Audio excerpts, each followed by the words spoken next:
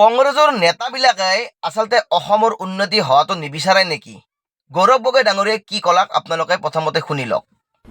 যে এই ধৰণৰ কৰিডৰ ফ্লাইঅভাৰ হ'লে মুখ্যমন্ত্ৰী অলপ পকেট মানি পায়। মইতো পইণ্টত ধৰি দিলোঁ, এইকাৰণে তেওঁলোকে অলপ জঁপিয়াইছে।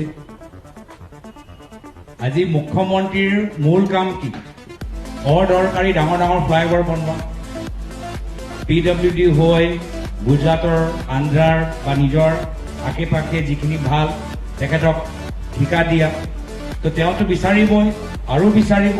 এনেহেন কথাবিলাক কৈ কিনে আচলতে গৌৰৱ গগৈ ডাঙৰীয়াই অসমৰ ৰাইজক কি বুজাব বিচাৰিছে? মানে অসমত উন্নতি হবাই নালাগে নেকি?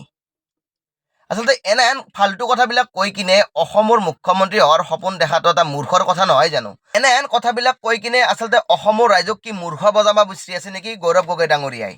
আপোনালোকেও কমেণ্ট ছেকশ্যনত জনাব যে এই ব্যক্তিজনে অসমৰ কিমান ক্ষতি কৰিব পাৰে ভৱিষ্যতত।